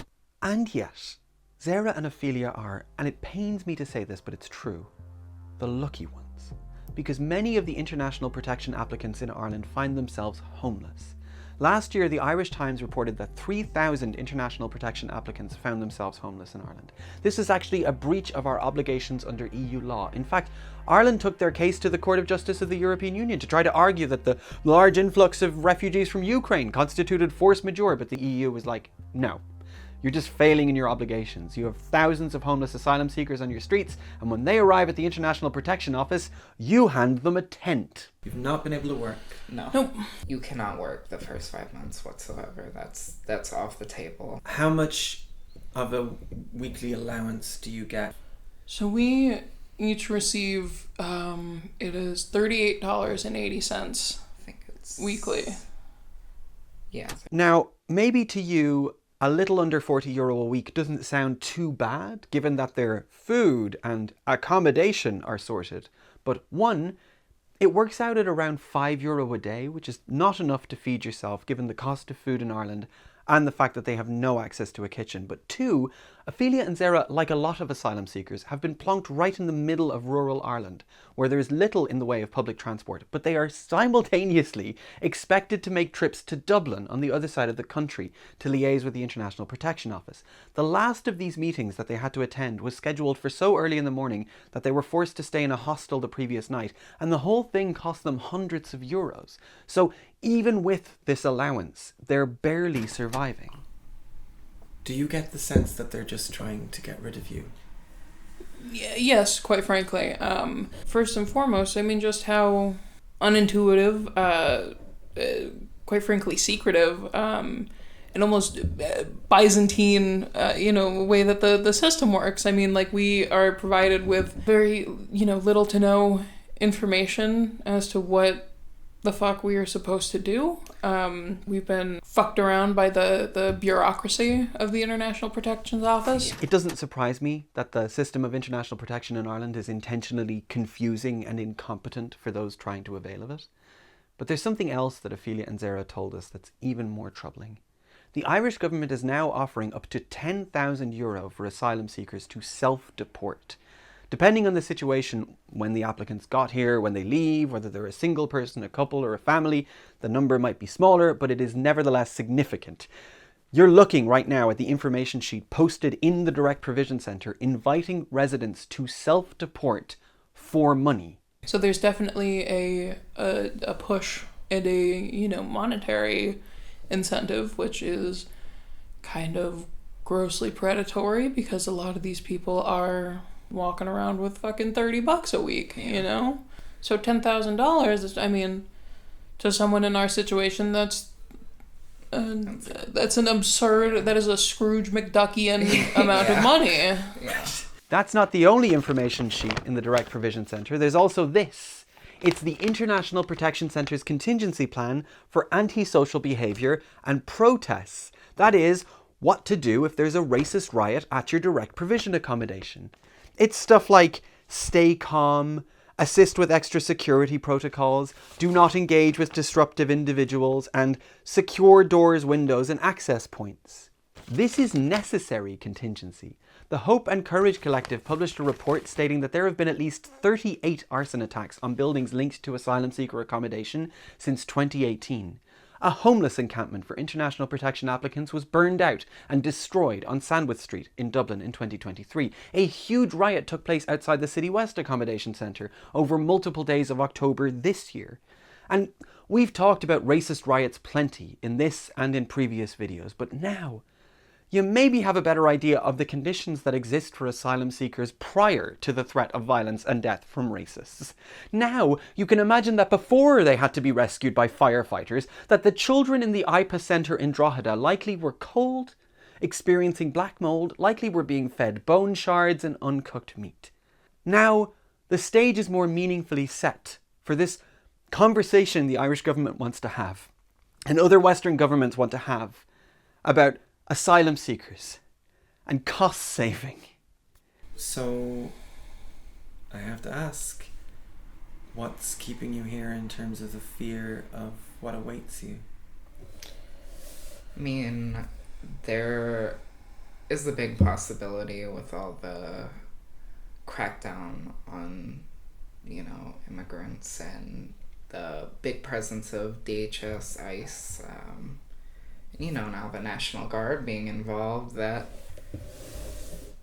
I could get stopped at port of entry just simply for the way I look, and we've obviously overstayed our visitor's visa, so there's some suspicion to be added, along with a brown trans woman going through the airport, so... If we were to return under any circumstances, I think that it is a near certainty that you won't be allowed back in. I mean, I could become stateless. Frankly, absolutely. A large part of our decision to leave was the ramping up of the ICE raids near where we were, because a very real fear of ours, as I previously stated, was that Zara would be picked up and I wouldn't have any idea where she would be, and she would be sent to either a different country where there are U.S. citizens being sent to El Salvador, or just a straight up domestic concentration camp.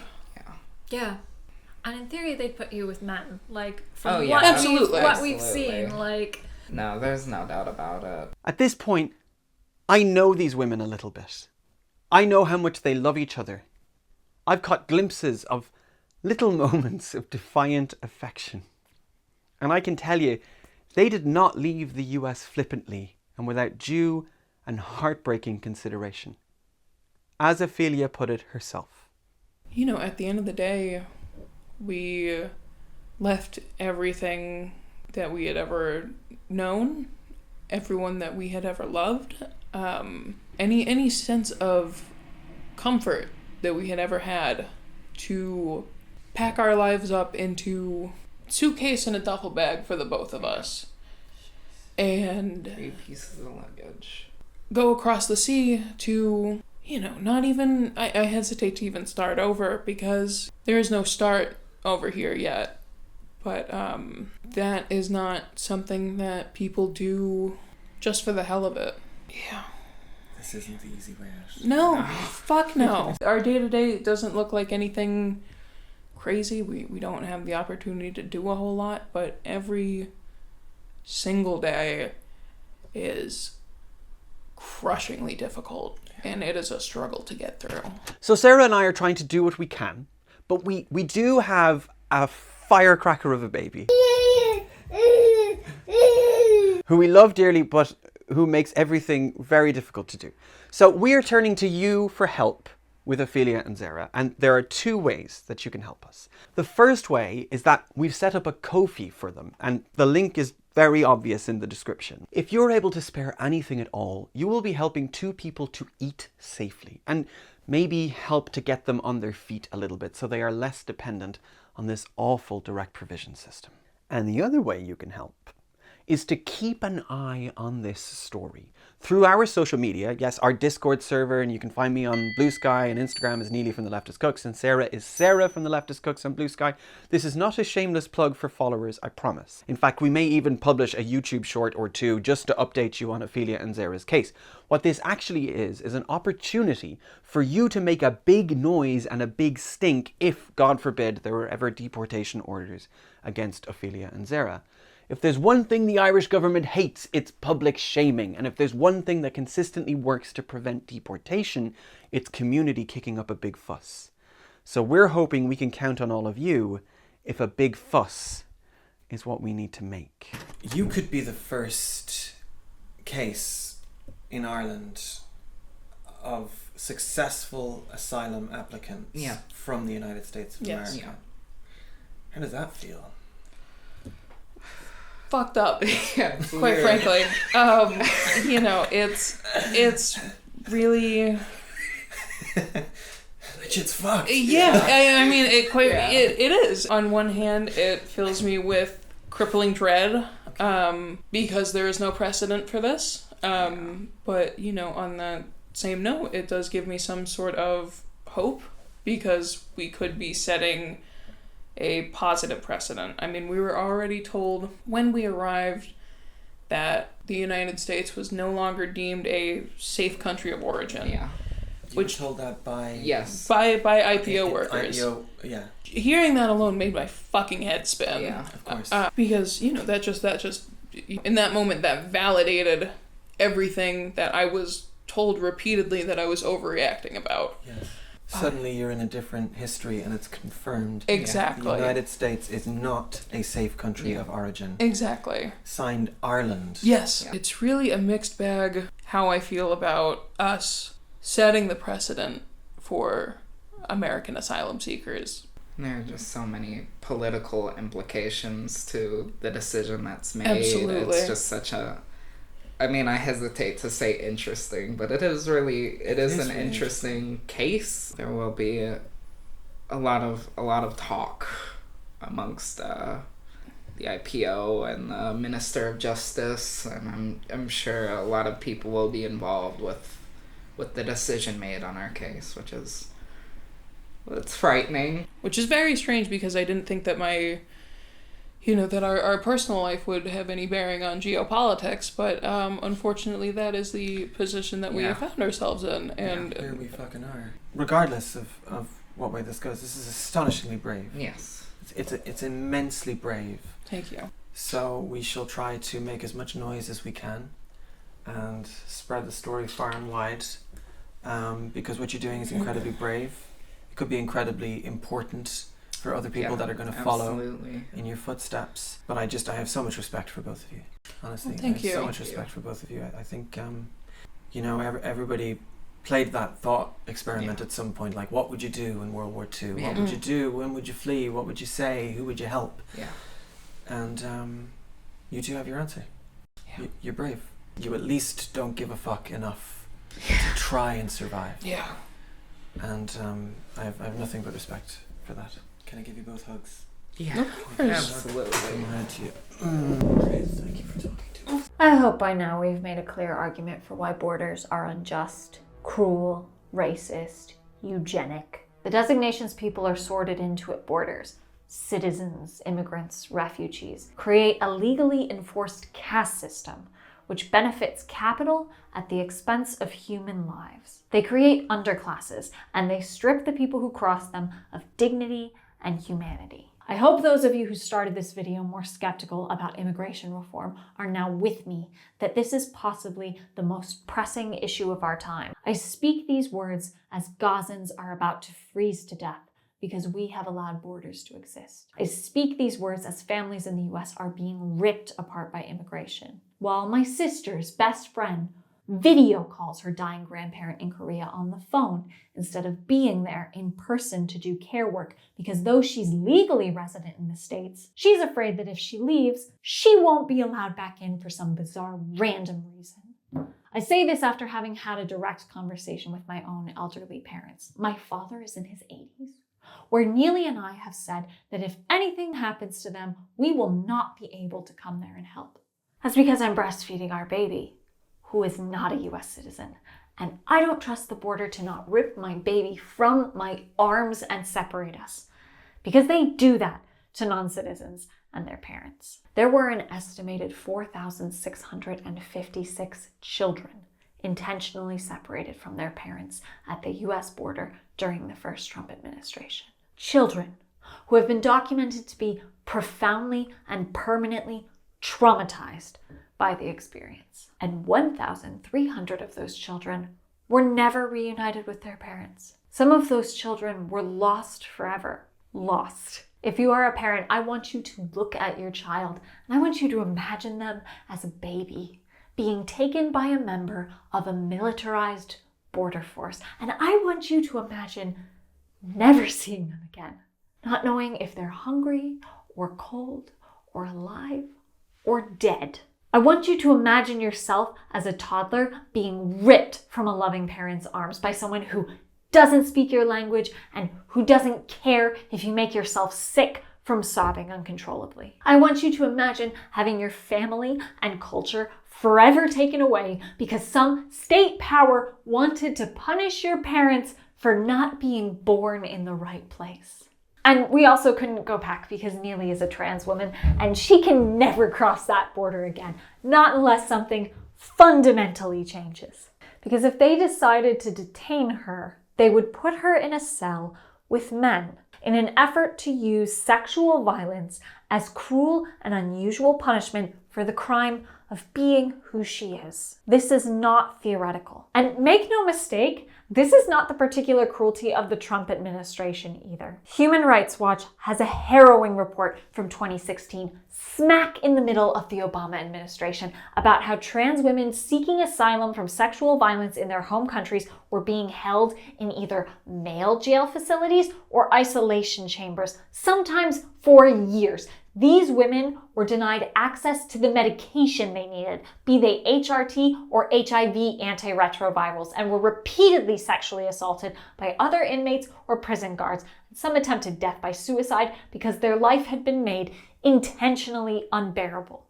The specifics may have changed since then. Someone like me would have traditionally not have considered that my child could be taken away from me. Someone like Neely could have visited the States as long as she had her documents in order.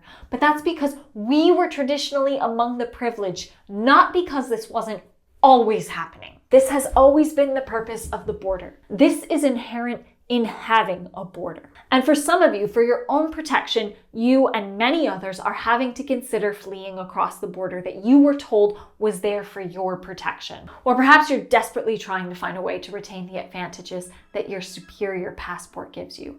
To move to Ireland or Germany on the basis of a grandfather, to get a work visa for some cool tech company headquartered in Amsterdam, to somehow get away from danger, but stay on your side of the gated community. It's a very human impulse. I can't judge. I'm in Ireland and I'm on stamp 4. Most of you watching are not going to be in that position. If you haven't before, I want you to look up the immigration requirements to Canada. I pick Canada because that's the place that people often threaten to migrate to. I want you to tally yourself up on those point systems, and I want you to see if you actually qualify to move there. If you do qualify, then you are remarkably lucky. Most of you won't. But the problem here isn't Canada, it's the borders. To rely on your privileged position to get across that border is to reinforce that underlying injustice. So what if we were trying to change this? What would we do? I present to you the idea of the non-reformist reform. This term, coined by Andre Gortz, represents the idea that we should not wait for an end to capitalism in order to make our world more just. In fact, Gortz argued that we are unlikely to be able to achieve any meaningful left-wing change any other way because for at least the past 30 years, the communist movement has propagated the prophecy that capitalism would inevitably, catastrophically collapse. In the capitalist countries, its policy has been to wait for the revolution. The internal contradictions of capitalism were supposed to sharpen, the condition of the toiling masses to worsen. Inevitably, the working class would rise up. But that didn't happen. Not in the 1980s when Gortz was writing, and not today. So Gortz proposes the idea of a non-reformist reform. A reform that is meant to make things tangibly better, incrementally, but also simultaneously undermines the system that we're seeking to abolish. This differs from liberal reforms, or those incremental changes that may benefit one group of people, but in actuality strengthen rather than weaken those unjust systems. Think about Obamacare, and how that policy was truly a godsend for people who had pre-existing conditions or were at risk of reaching a lifetime cap. But it strengthened rather than weakened the US reliance on health insurance systems. It was a reformist reform. It bolstered the system at the root of the problem. So let's take a liberal position like amnesty. Amnesty is the idea that we can wave a governmental wand and everyone in the country illegally is now legal. Granting amnesty for undocumented migrants seems like an easy way to instantly alleviate so much suffering. But the strongest argument I can make against amnesty is that we've done it before. In the US, Ronald Reagan, yeah, that Ronald Reagan, the woke Hollywood bastard that he was, signed a law in 1986 which gave roughly 2.9 million people amnesty, making them legal permanent residents of the USA. But it didn't do anything to fix any of the systemic problems. It didn't do anything to help undocumented migrants who arrived one day after eligibility, or any who've arrived in the decades since. The fact is, while amnesties might provide material relief to one group of undocumented people, unless they occur within a broader context of abolitionist reforms to an immigration system, They do nothing to ease the lives of people who become undocumented in the future, or to break with the idea that being a citizen is the only way to live a dignified life. Undocumented migrants want amnesty because without it, life as an undocumented person is dangerous and undignified. The non-reformist answer to this same problem is to enshrine equal access to essential goods and services for all, regardless of immigration status. I've said before that I'm in Ireland legally on one of the best immigration permissions, but that doesn't mean that I'm equal to Neely, who is a citizen. I can't avail of certain rights, like voting, or certain protections, like taking state benefits if something falls apart in my personal life. And it is so much worse for undocumented immigrants. The answer then isn't amnesty. It's to make life safe and dignified for everyone by giving access to goods and services to everyone regardless of immigration status. If we make it truly safe for undocumented people to come to authorities, then contemporary slave labor in places like the US and Ireland disappears. Jobs could no longer underpay or put their undocumented workers in danger. Any abused or exploited migrant could seek help if protections exist across the citizenship spectrum. If we focus on amnesty or birthright citizenship, we actually strengthen citizenship as a concept. But if we focus on human dignity, on access rights, then we achieve the same relief for immigrants that amnesty would offer, while also providing a long-term way of weakening the system of borders more generally. This is what makes it a reform that undermines borders. As one writer puts it, rather than the customary liberal plea for the belated realization of the egalitarian promises of citizenship, our greatest challenge is to cultivate a radically open-ended imagination about how to enact various forms of political struggle beyond and against the treacherous allure of citizenship. Let's take another liberal reform. Using algorithms to determine immigration cases with no human interference. I think most of you are going to instantly know why this isn't a helpful solution. Sure, machines aren't racist, but their programmers are. Algorithms aren't sexist, but their programmers are. Any social bias we have is replicated in the machines that we design and train. Technology is not the answer to our human biases. Marginalized groups, the poor, the racialized, they're not actually helped by making machines the arbiters of who gets in and who doesn't. Or as the book Against Borders beautifully puts it, such reforms prohibit one form of violence by replacing it with another. Just as the police replaced militias and prisons replaced the gallows, the AI drone will replace the bomber pilot. The electronic tag will replace the detention cell, and virtual borders will replace the border wall. Or, much more likely, new forms of high-tech bordering will supplement the old. In our times, many such reforms rely on more intensive surveillance, monitoring everyone's identity and location remotely, often through data sharing and digital infrastructure. Border abolition needs to develop a sharper analysis of how borders function in the context of big data, digital surveillance, and predictive analytics. Instead, let's advocate for a non-reformist reform strategy and demand that we firewall essential public service data from immigration enforcement, which means put up a big wall between public services and immigration. Hospitals, schools, charities, these groups must never be compelled to turn over data to immigration. In fact, they should be barred from doing so. This would mean that immigrants can access essential services without fear, which would cut down on exploitation and on needless suffering. Because like so many of the attacks on immigrants, this surveillance gets turned on citizens too. In the US right now, ICE is getting unprecedented access to individual data. ICE has spent at least $25 million on spy technology to collect and store personal data, including cell phone location tracking, facial recognition, social media monitoring systems, and remote hacking tools, to name a few. Citizens who have had their data breached are not going to be able to get their privacy back. And the Trump administration has said that they plan to use this data to go after dissenters of his agenda, not just immigrants. ICE Director Todd Lyons has said that he is actively identifying and tracking anti-fascist and anti-ICE protesters. But isn't that against the First and Fourth Amendment? Yes. And it's not stopping them. The fact is, when immigrants have their privacy violated, it is often a testing ground for citizens. Insisting on a firewall is a policy we could implement which would immediately end so much suffering, ensuring access to privacy for citizens and immigrants alike. Another liberal strategy might argue that we need more training for officials in the immigration system, more translators for immigration, sensitivity training for officers, hire more women immigration prison guards, girl bosses. All this does is inject the system with more money. We don't need woke ICE officials. This isn't a solution that even liberals should be persuaded by right now. Instead, we must pursue a non-reformist strategy.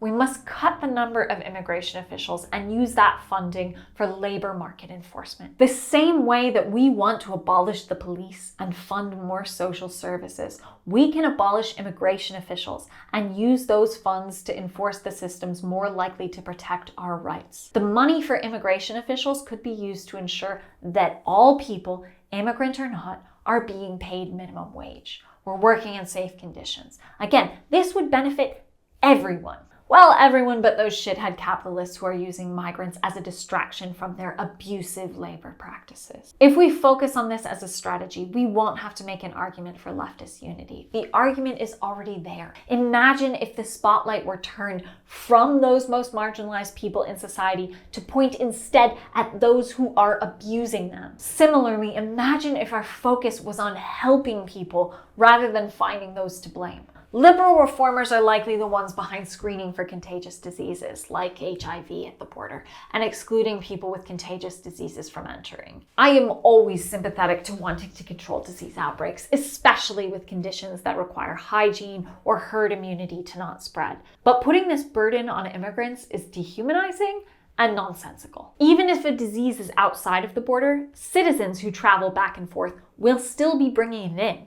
Screening immigrants, and only immigrants, will not stop the spread. It will only reinforce the idea that immigrants are dirty or dangerous, and it subjects them to things we say citizens are above, which is dehumanizing. Instead, the non-reformist reform I'd propose here is free screening and free treatment for contagious diseases for citizens and immigrants of any status. This would actually stop the spread of conditions like HIV, as we've seen in Botswana. When we find ourselves in the next pandemic, likely bird flu, any lockdown we need to do should apply equally across society. Focusing on immigrants misunderstands how diseases spread and distracts us from effective public health strategies. Finally, liberal reformers in the US right now are arguing very passionately. Go to a No Kings protest and vote blue no matter who. This is not who we are, you're saying. This is not what the United States is about. Look at the polls. Trump is not popular.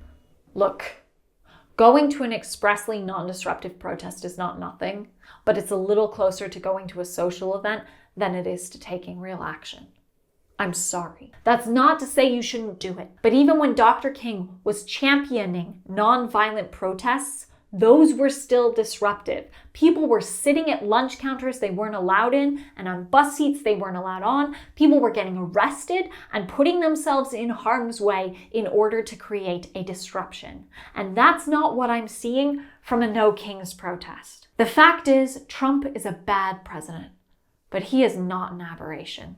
He's vile and direct and tasteless, but he is not unique. Sure, Obama didn't deport people at their children's soccer games, but he was called deporter-in-chief. He deported 3 million non-citizens, more than W. Bush or Clinton combined. Clinton signed multiple anti-immigration bills, including one saying that any undocumented immigrant that was within 100 miles of a border could be deported, no questions asked, without getting to speak to a judge or argue an asylum case. This is especially vile given that the US government, usually via the CIA, has destabilized governments up to and including regime change in much of South and Central America, including Argentina, Bolivia, Brazil, Chile, Cuba, the Dominican Republic, Ecuador, Guatemala, Haiti, Mexico, Nicaragua, and Panama.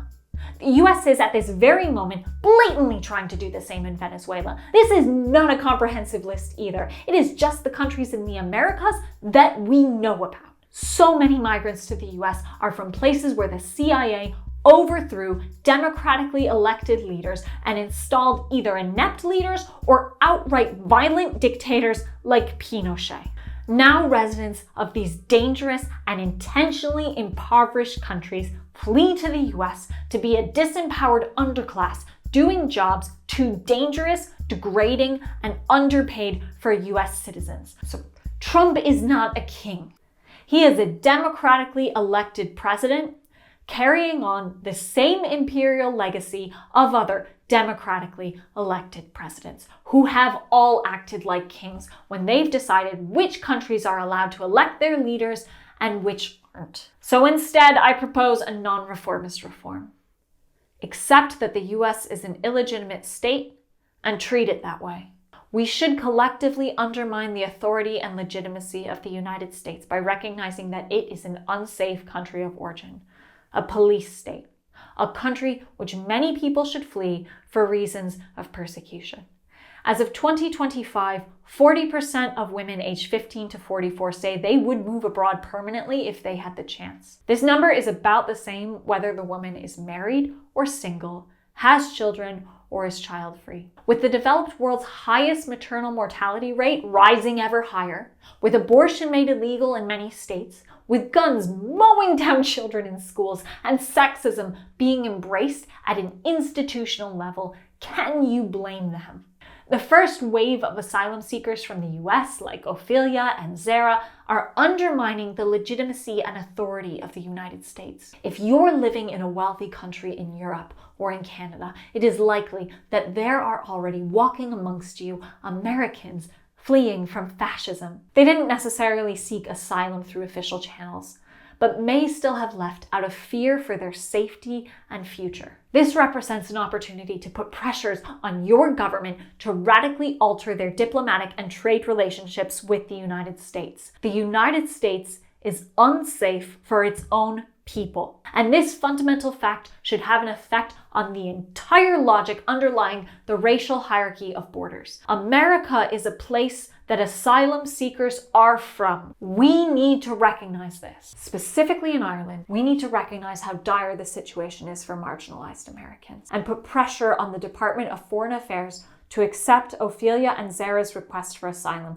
because the only reason not to do so is fear of the United States, not illegitimacy of their claim. I contrast this with the liberal protests like No Kings, because if we tacitly endorse that America will be good under the Dems, then we completely miss the reasons why America is dangerous.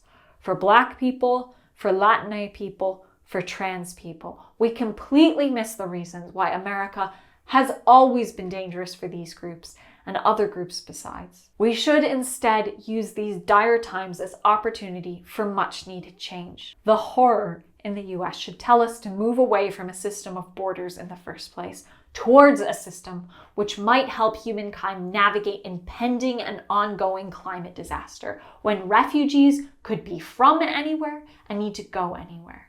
That time is most certainly coming, and it is coming soon. How long will it take to get past protecting these constructs like France or Canada instead of protecting people?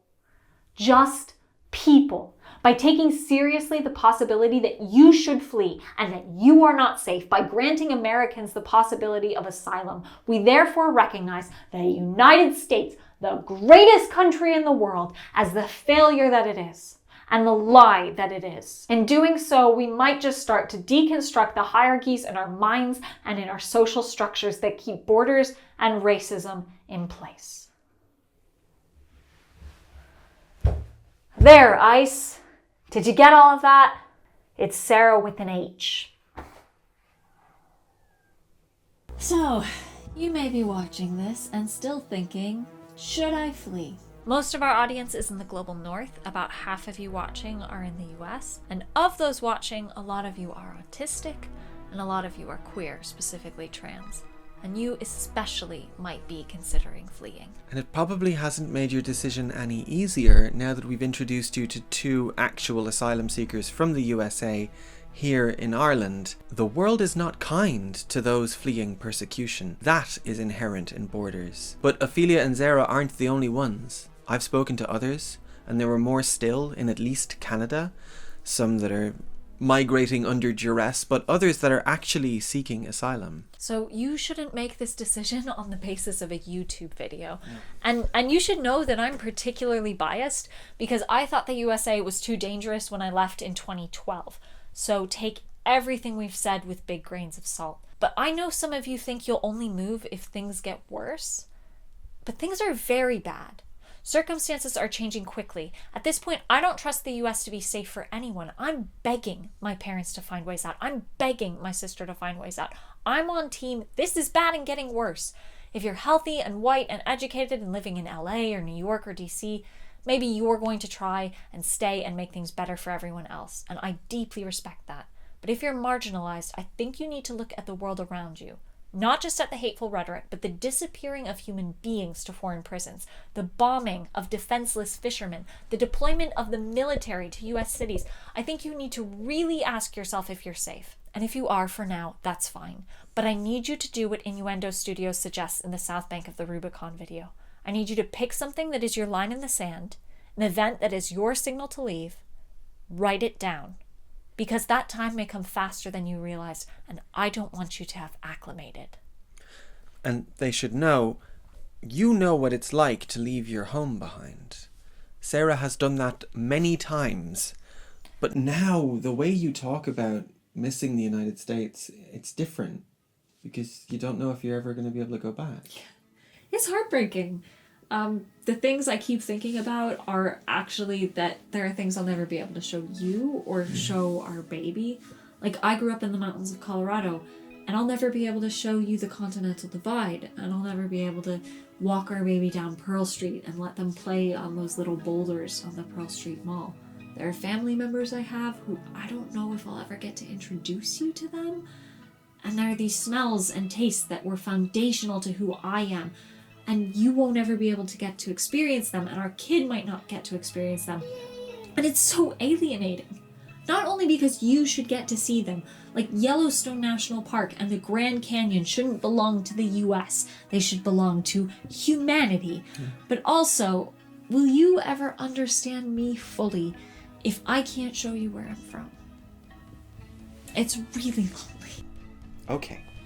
But for the rest of us, for the people who are not fleeing, we have work to do. We need to push back hard against this scapegoating of immigrants and refugees. We need to draw our line at any inequality and hold that line. Abolishing borders has got to be the goal. They don't keep us safe. They keep us separated from one another and less likely to band together. And they go a hell of a long way to convincing us that we're competing with each other for resources and safety and women and culture, when actually it's always been a war against kings. It's a war against kings still, it's just that they're democratically elected fascist paedophile kings now. Some housekeeping. We want this video to gain as much traction as possible to get eyeballs on Ophelia and Zara. I don't think we've ever asked people to like or share a video before, but we're doing that now. If you want to support our work, the best way to do so is through Patreon. We've got a link in our description. We really appreciate it. We don't take sponsorships, so we rely pretty much fully on Patreon to feed our family and pay our rent. The names of our patrons should start scrolling here. But if you've only got a limited amount, please consider giving it to Ophelia and Zara. We have a Ko-fi for them set up and linked in the description. And please keep an eye on their cases. If we hear they've been served deportation orders, we need a loud outcry from the public in order to help them and keep them in Ireland. Otherwise, thank you for watching. I hope wherever you are, you're safe, because you deserve to be.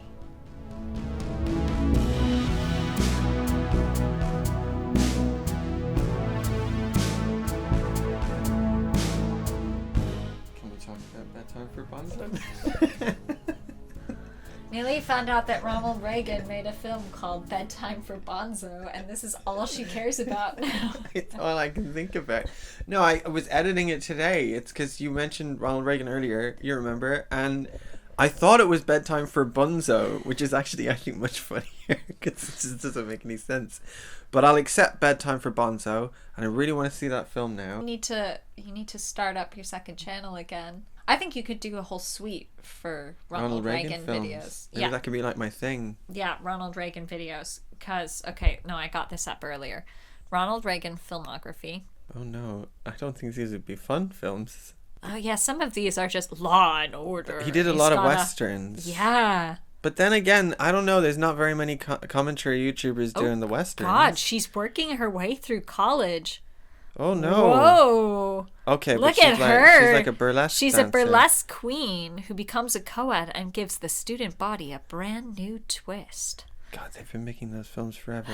How dare this man be a conservative? Oh God, Brother Rat. Brother Rat. He's Brother got amazing Rat. lipstick on in the cover in that one. Brother Rat and a baby. Brother Rat and a baby. 3 brother rats and a little lady. Where's oh, brother, Sister we're a rat now. Okay. Swing your lady. Smashing the Monkey Ring, a very upsetting sequel to Bedtime for Bonzo. Well, it's not a monkey type.